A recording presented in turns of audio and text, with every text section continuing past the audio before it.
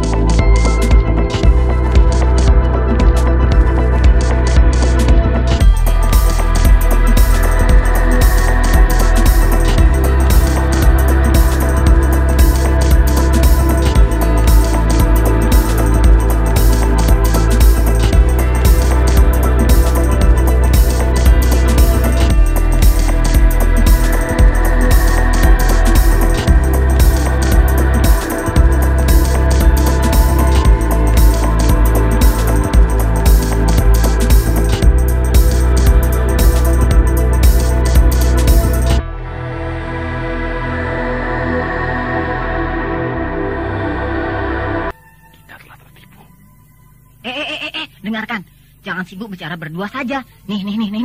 Sembara itu pergi bersama Nek Anggu dan kawan yang cantik itu. Dan mereka berjalan bergandengan.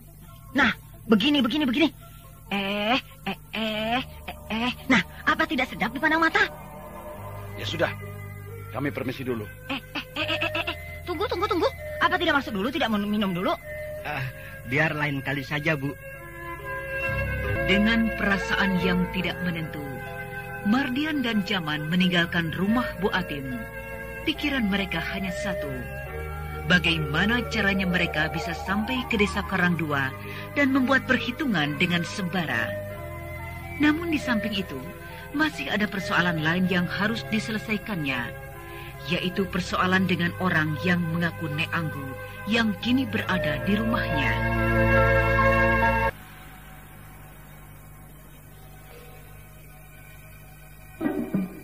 Bagaimana Pak Mardian? Apakah kita coba sekarang menyergapnya? Aku ingin tahu, Pak. Kalau orang yang mengaku Nek Anggu itu bisa kita tangkap, lalu dia akan berubah menjadi apa? Ya, kalau Pak Jaman ingin tahu, cobalah Pak Jaman tangkap dia sekarang. Kalau saya sendiri yang menangkapnya, saya tidak berani, Pak. Mari, kita sergap dia di kamarnya. Iya, Pak. Buka pintu kamar ini perlahan-lahan.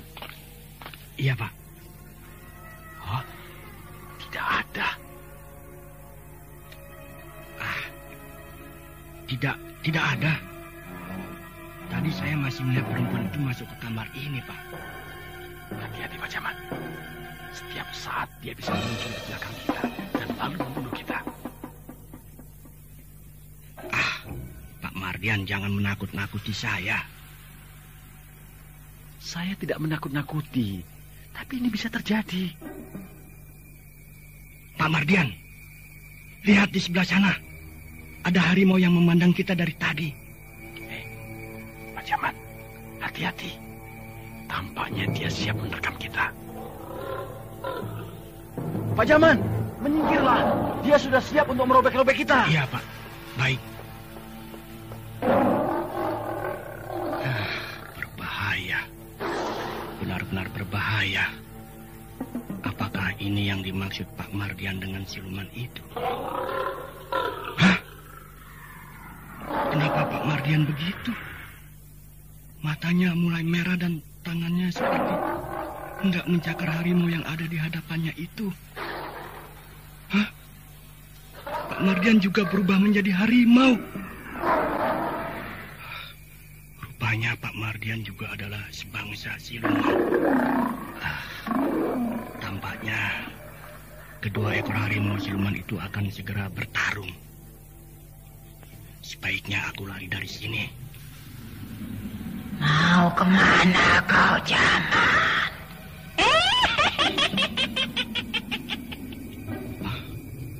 Perempuan iblis ini datang.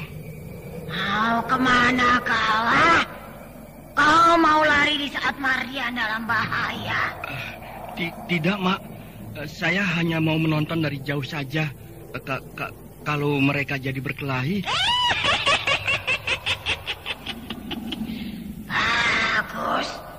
Bagus. Kau harus membantu Mardian. Bukankah kau sudah aku angkat dan aku resmikan sebagai pembantu Mardian yang setia? Iya, Mak. Nah, kalau Mardian mendapat celaka dalam perkelahian ini, maka kau harus membawanya ke kampung kayu sebatang. Iya, Mak.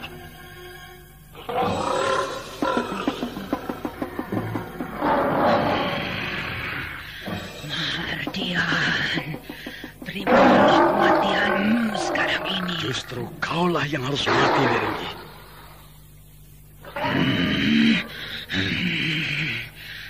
Rupanya kau tahu juga siapa aku sebenarnya. Ya, dan aku justru telah membiarkanmu selama ini berkeliaran di rumahku. Tapi kau tidak tahu dia. Kau jangan membodohi aku. Justru karena aku tidak tahu ada di rumahmu ini, maka kau tenang-tenang saja. Mari kita bertarung, agar tidak lama lagi kau bangga dengan bentukmu yang sekarang ini. Mari.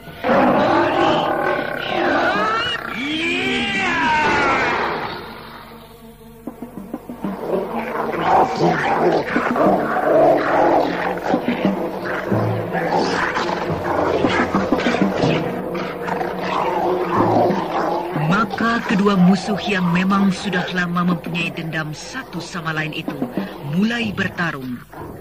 Nik Renggi berkelahi dengan bergulat seperti aslinya seekor harimau. Namun Mardian menghadapinya dengan merapalkan segala ilmu yang pernah dipelajarinya dari Mak Lampir.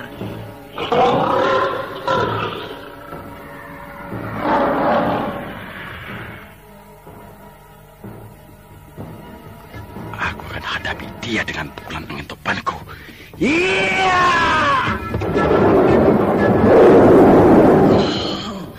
Kau mencoba membunuhku dengan pukulan ini. Sayang, tidak kena Mardian. Ini, lihat pembalasanku. Ya. Hampir saja mukaku robek diterkamnya.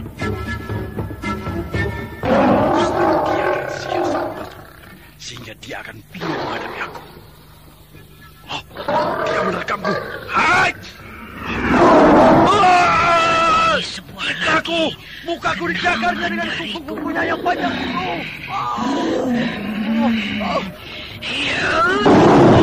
Mukaku luka.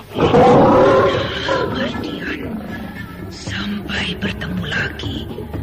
Lain waktu, aku akan memberimu pelajaran yang lebih bagus dari ini.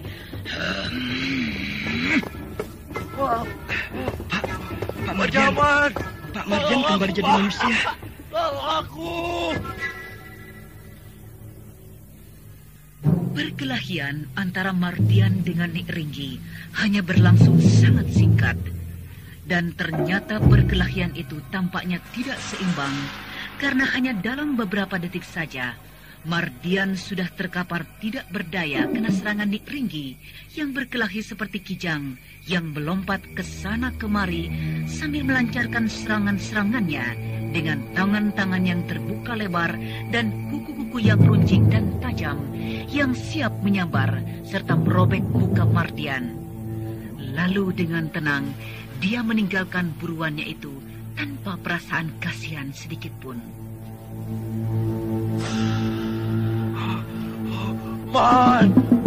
Mana siluman itu, Pak Jamal? Dia sudah hilang, Pak.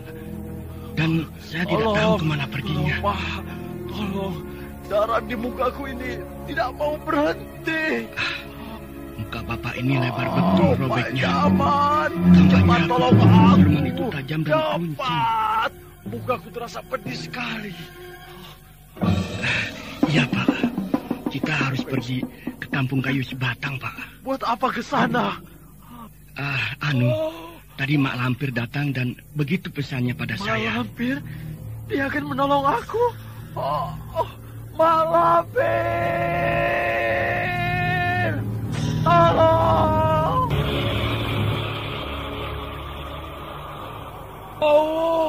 Pak Jaman.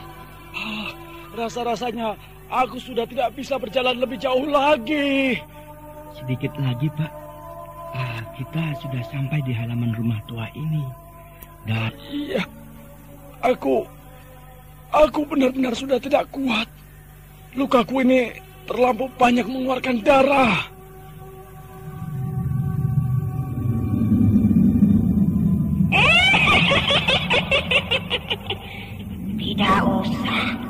Tidak usah kau bawa dia berjalan terus, Jaman.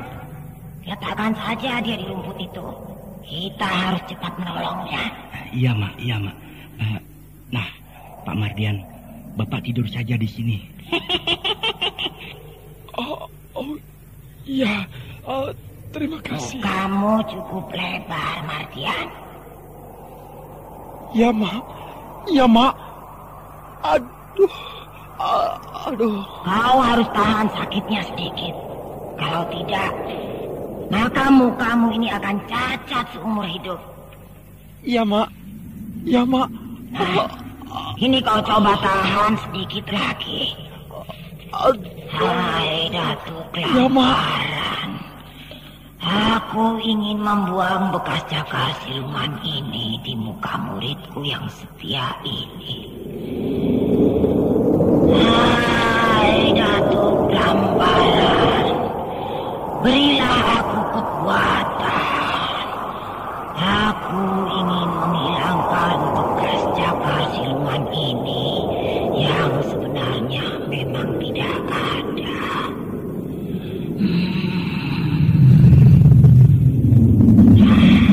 Mardian, bersiaplah kau. Aku akan pertautkan kembali lukamu dengan kekuatanku. Mardian, sedikit lagi. Jalan. Luka ini tidak bisa bertaut seperti semula. Benar-benar siluman ganas. Dia telah membuat cacat muka muridku ini. Mardian, kau harus tahan sedikit lagi. Tampaknya lukamu ini susah disembuhkan. Mukamu tidak bisa sembuh sempurna, Mardian. Mukaku masih terasa robek dan menganga lebar. Persis mau belah pikir. Jangan kau pegang-pegang mukamu seperti itu. Nanti lukanya tidak akan bertaut kembali. Kau tidak usah kecewa, Mardian. Kita akan balas kekalahan ini. Mukaku menjadi cacat. Pipi sebelah kananku masih robek menganga lebar. Apakah ini pembalasan yang dikehendaki oleh Ringgi? Dia hanya akan membuatku cacat seumur hidup. Dengan perasaan yang sangat kecewa, Mardian meraba pipi kanannya dalam kegelapan malam. Terasa kulit pipinya terbuka dan menganga lebar, walaupun darahnya sudah berhenti mengalir. Sementara itu, di pinggir kampung kayu sebatang, Seruni dan Basir sedang mengendap-endap di dekat rumah Malak Karundo. Mereka ingin tahu apakah yang akan terjadi terhadap adik pemuda itu yang sedang terbaring sakit di dalam kamarnya.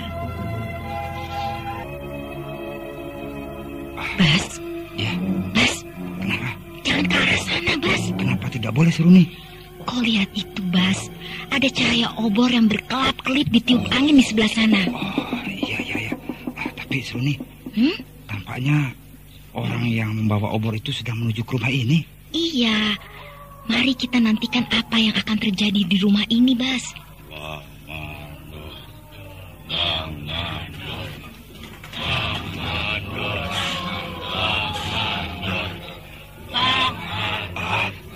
Seruni, tampaknya orang yang membawa obor itu bukan berjalan sendiri, Seruni.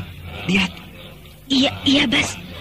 Bas, Ya, mereka merupakan sebuah rombongan yang agak besar, Bang. iya. Coba aku hitung. 1, 2, 3, 4, 5, 6. Wah, mereka ada 8 orang, Seruni. Iya, mereka ada 8 orang, Bas. Hei, Seruni. Rombongan itu menyebut nama Bang Mandor. Dengar itu, ya kan? Iya, aku yakin. Pasti Bang Mandor yang mereka sebut-sebut itu adalah Bang Mandor kawan Sembara, Bas. Iya.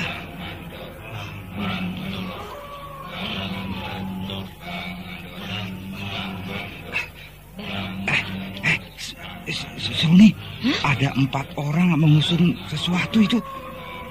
Bas, mereka mengusung keranda mayat, Bas. Keranda mayat.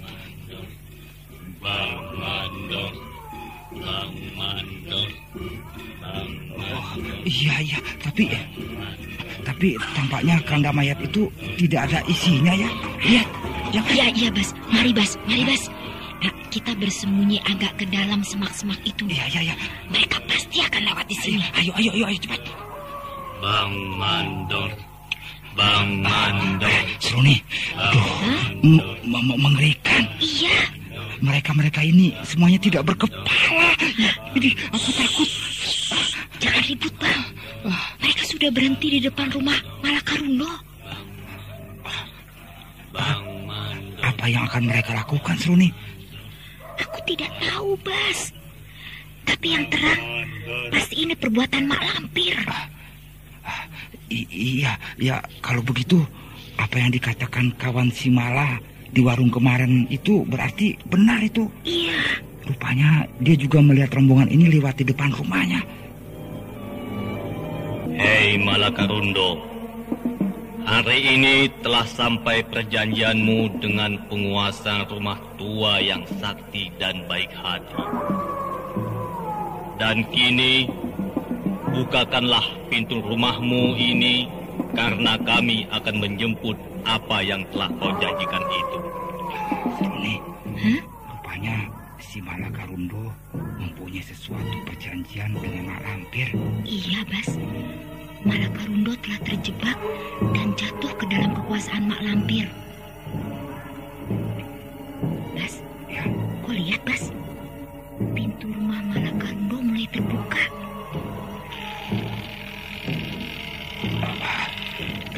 Nah, Malakarundo, mana adik imu itu? Kami akan membawanya sekarang juga. Apakah perjanjianku bisa aku rubah, hai Bang Mandor? Seruni, rupanya orang yang membawa obor itu Bang Mandor.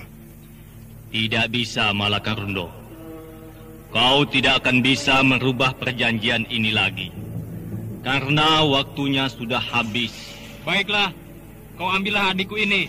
Asalkan aku tetap bisa berkunjung ke kamar Nyai Kembang dan berjumpa dengan perempuan cantik itu setiap malam bulan sabit.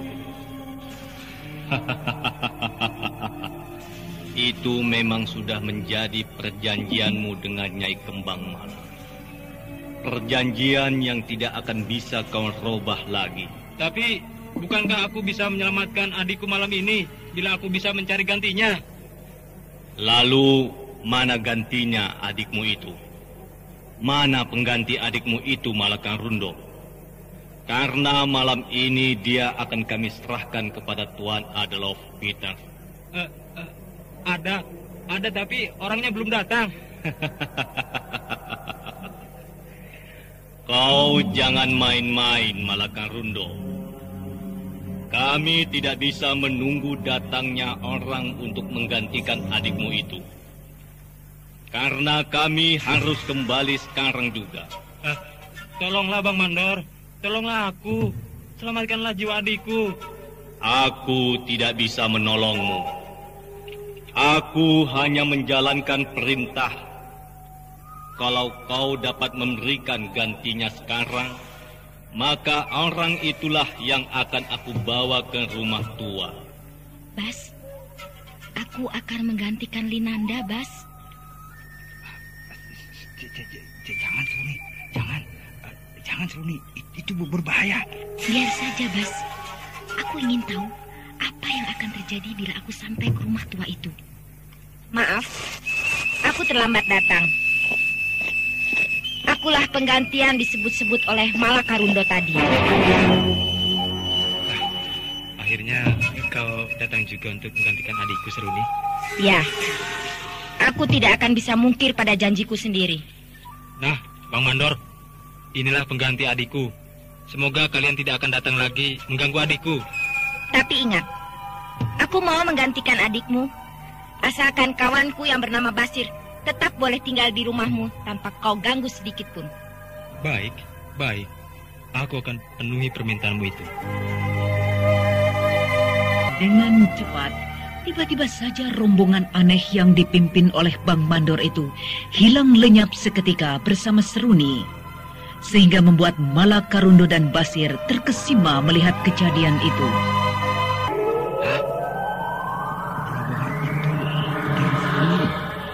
Hilang tiba-tiba. Mereka hilang. Kemana mereka? Seruni hilang. Seruni dalam bahaya. Kau tidak usah kecewa, Basir. Tinggallah kau di rumahku sesuka hatimu. Aku akan benar-benar memenuhi permintaan Seruni. Tidak usah. Terima kasih. Rumahmu ternyata rumah yang menyeramkan untuk tempat menginap. Tidak, Basir. Setelah Seruni pergi menggantikan adikku, aku rasa tidak akan ada lagi gangguan-gangguan terhadap rumahku dan adikku. Tapi pemuda ini ternyata berteman dengan Nyai Kembang. Nama yang selalu terdengar mengerikan di telingaku.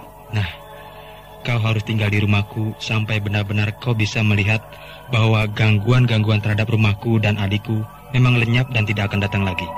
Dengan perasaan berat, Basir mencoba untuk memberanikan diri tinggal di rumah itu.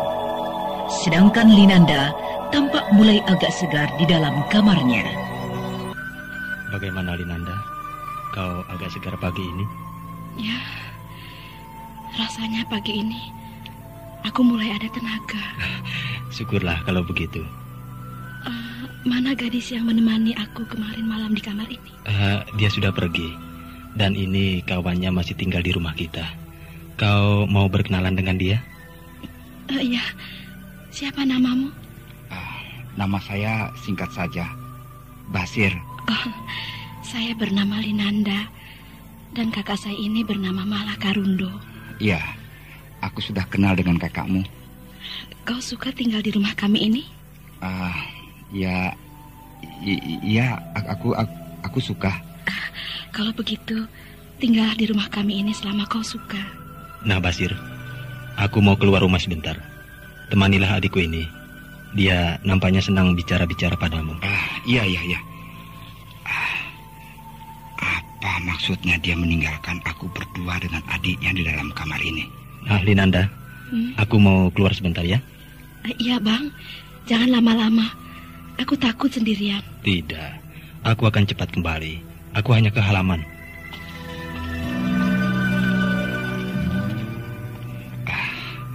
Apakah kakakmu sering meninggalkanmu sendirian di rumah yang besar seperti ini? Iya, bahkan sampai beberapa hari. Iya. Lalu kemana saja kalau kakakmu pergi meninggalkan rumah ini? Aku tidak tahu. Tapi anehnya, bahkan kadang-kadang bila malam telah larut, suka terdengar suara wanita di dalam kamar kakakku. Kakakmu orang yang aneh. Di mana kau kenal dengan kakakku? Ya, aku kenal dengan kakakmu secara kebetulan di sebuah kedai kopi. Lalu kau dengan kawanmu menginap di rumah kami ini? Ya. Kau sebenarnya sakit apa, Linanda? Aku tidak tahu. Pertama-tama, aku hanya berkenalan dengan seseorang yang dibawa kakakku. Oh, apakah orang itu laki-laki atau perempuan? Dia itu laki-laki, dan dia adalah orang Belanda. Belanda? Malah berkenalan dengan orang Belanda? Mana mungkin seorang pemuda desa berkenalan seorang Belanda? Dan sejak saat itu, aku sering bermimpi bahwa Belanda itu mendatangi ke rumah kami. Dan yang paling mengerikan di dalam mimpiku itu, ya, Belanda itu datang tanpa berkepala.